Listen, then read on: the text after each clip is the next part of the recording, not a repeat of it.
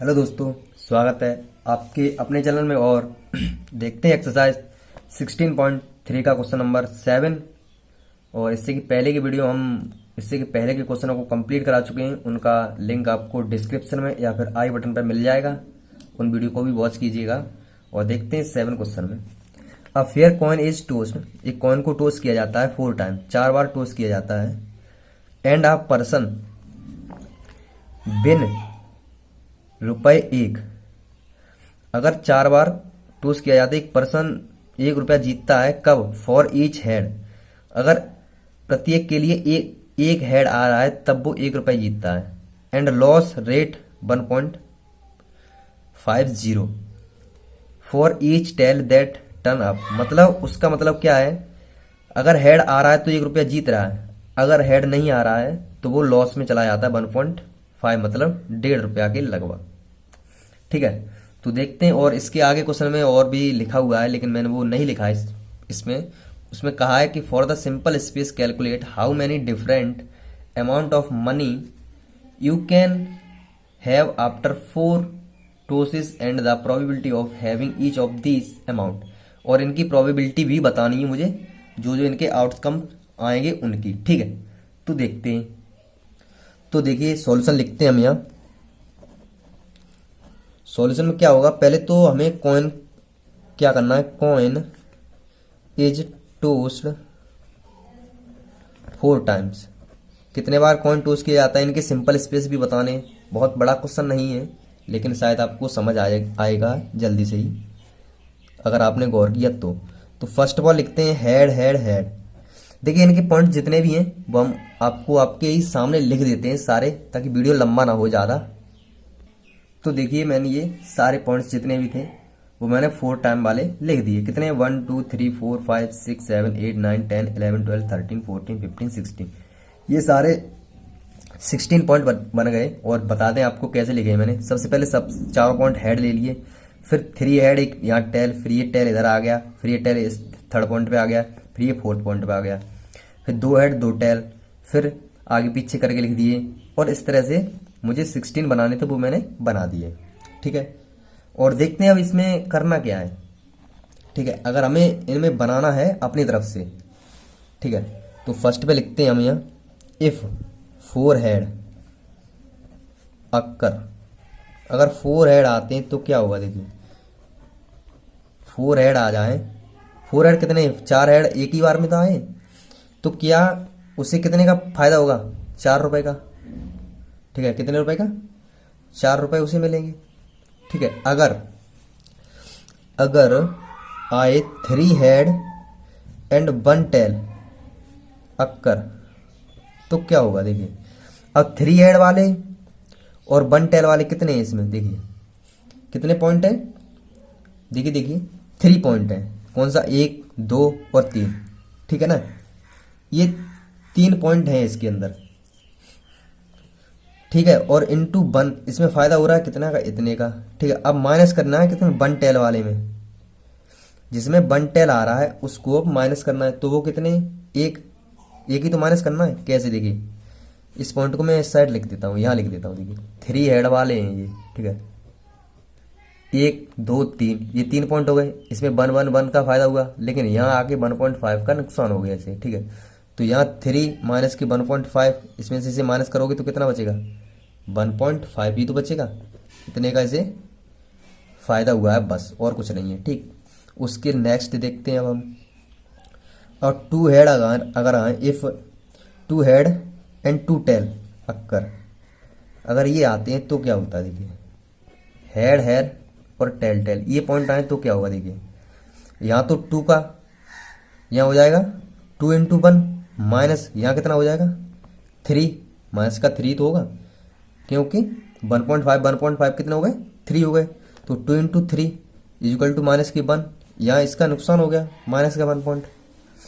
अब देखिए, एक पॉइंट और लेते हैं हम। अब बच के आ गया इसमें, इनके सारे पॉइंट्स को देखना है बस, और कुछ नहीं करना है।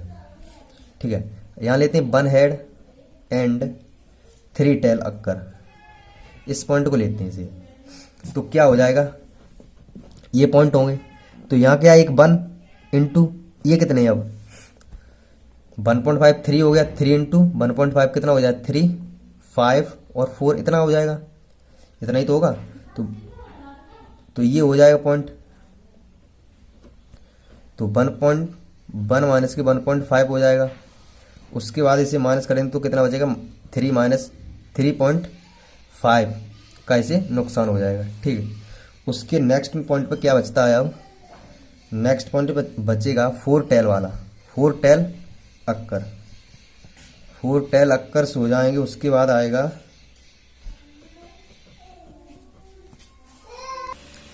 तो देखिए इसमें क्या होता है। अब इसमें तो 4 टेल आ गए, 4 टेल आ जाने के बाद क्या है, अब इसमें 4 टेल हैं। अब 1.5 इसका मल्टीप्लाई होगा तो इसे कितने का नुकसान हो जाएगा 6.06 रुपये का इसे नुकसान हो जाएगा। अब देखिए इनकी प्रोबेबिलिटी मुझे बतानी है, तो प्रोबेबिलिटी क्या क्या हो सकती है देखते हैं नेक्स्ट पेज पे। तो देखिए यहाँ लिखना होगा हमें, क्या होगा, प्रोबेबिलिटी बिन रेट 4, फर्स्ट पे क्या था, यहाँ 4 रुपये का इसे फ़ायदा हुआ था। तो देखिए यहाँ क्या हो जाएगा, तो नंबर ऑफ ए और नंबर ऑफ सिंपल स्पेस ये पॉइंट हो जाएंगे। तो क्या है 4 मतलब एक पॉइंट है, और सारे कितने हैं, ये सिंपल स्पेस कितने थे 16, तो 16 पॉइंट हो जाएंगे। और नेक्स्ट पॉइंट आता है, अब सेकंड की बारी आती है। तो बिन रेट 1.5 का इसे फ़ायदा हुआ था, तो नंबर ऑफ बी और नंबर ऑफ सिंपल स्पेस, तो बी का पॉइंट कितना था 1.4। तो देखिए ये 1.4 कैसे हुआ, बी पॉइंट था 1 कि पॉइंट कितने थे 4, कितने थे 4 पॉइंट, तो 4 अपॉन क्या तो 16, तो इसे कैंसिल आउट करेंगे तो कितना हो जाएगा 1/4 हो जाएगा। ठीक है, उसके बाद नेक्स्ट पॉइंट में क्या था, P इक्वल टू मतलब प्रोबेबिलिटी बिन नहीं हुआ था लेकिन लॉस हुआ था, इसमें लॉस ऑफ रेट 1 रुपया, 1 रुपये का लॉस हुआ था। तो नंबर ऑफ ए और number of sample space is equal to 6.16, ठीक है ना। तो इसे इससे कैंसिल आउट करेंगे तो कितना आ जाएगा 3.8। उसके बाद नेक्स्ट लॉस ऑफ 3.5 कितना हुआ था 3.5 का नुकसान हुआ था इसे, ये लिखा हुआ है देखिए, ये गया इस साइड ये लिखा हुआ है।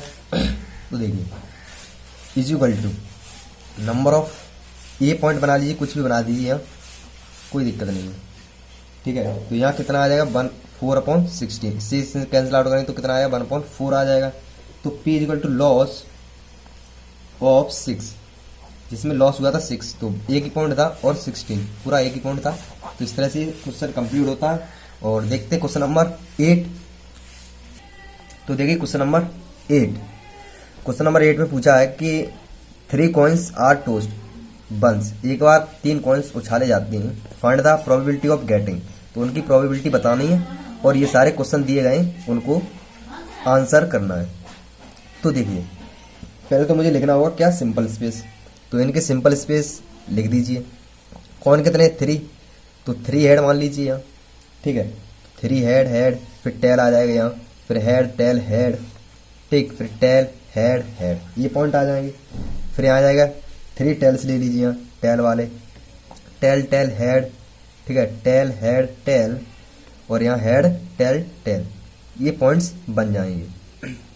उसके बाद अब मुझे इसके आंसर के अनुसार चलना है, इन क्वेश्चनों के अनुसार क्वेश्चन के जवाब देने होंगे। अब देखिए नंबर ऑफ सिंपल स्पेस क्या है 8, ये कितने पॉइंट है 8 पॉइंट है ये।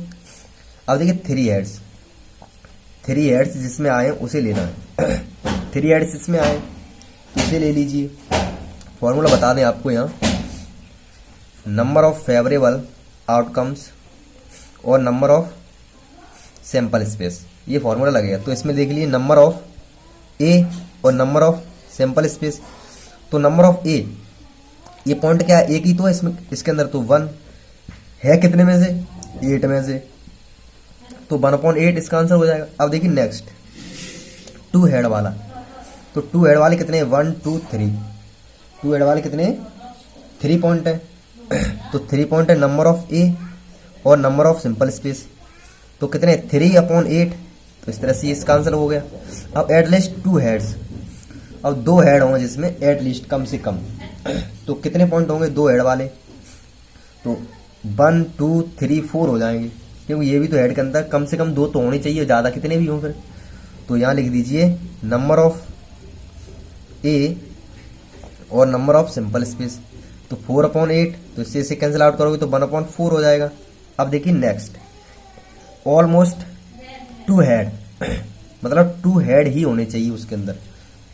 तो कितने होंगे 2 हेड, तो कितने हो जाएंगे पॉइंट देखिए नंबर ऑफ और या सिंपल स्पेस हो जाएंगे, तो कितने होंगे 7/8।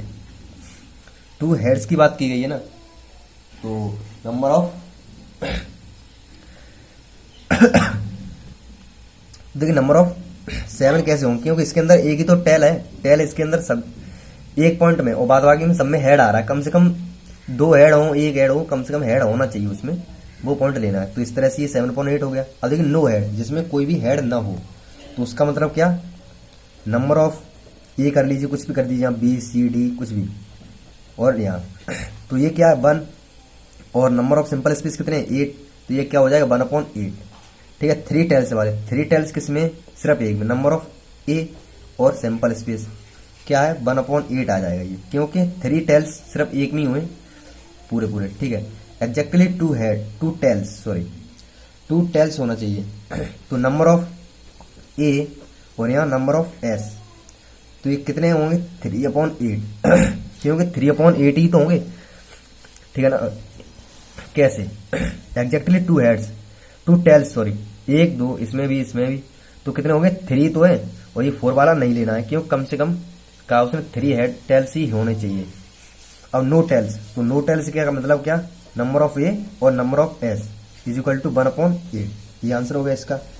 अब एक लास्ट पॉइंट बचा है इसका, तो इसमें क्या करना होगा, number of A upon number of S is equal to क्या हो जाएगा इसमें, नोट क्या गया ऑलमोस्ट 2 टेल्स, तो इसके अंदर क्या आएंगे 7/8। इस तरह से क्वेश्चन कंप्लीट। और देखते हैं क्वेश्चन नंबर अब 9। तो देखिए क्वेश्चन नंबर 9, यहाँ गलती से 8 डल गया। क्वेश्चन नंबर 9 में if 2/11 is the probability of an event, what is the probability of the event not A, ए को छोड़ के मुझे प्रोबेबिलिटी बताना है 2/11 की। तो 2/11 की प्रोबेबिलिटी क्या होगी, देखिए सॉल्यूशन देखते हैं। तो यहाँ लिखना होगा प्रोबेबिलिटी ऑफ इवेंट 2/11। ठीक है, तो P ऑफ मतलब probability of event, probability of not event A is equal to क्या होगी, कुछ नहीं अभी तो अभी निकालनी है मुझे probability not A is equal to क्या होगी 1, किसके इक्वल होती है प्रोबेबिलिटी 1 के इक्वल माइनस प्रोबेबिलिटी ऑफ ए, ये पॉइंट हो जाएगा, ये फॉर्मूला है। ठीक, उसके बाद probability of A dash is equal to क्या होगी 1 माइनस के 2/11, क्या हो जाएगी 2/11, ये वाले आ जाएंगे। अब इससे सॉल्व आउट कर लीजिए, बस इसका आंसर हो गया। तो 11 माइनस के 2 इज इक्वल टू 9/11। तो इस तरह से ये क्वेश्चन कंप्लीट, और आशा करता हूँ समझ आया होगा। लाइक करें, शेयर करें और सब्सक्राइब करना ना भूलें, ताकि आने वाली वीडियो का नोटिफिकेशन आप तक ना पहुँचे। जय हिंद, जय भारत।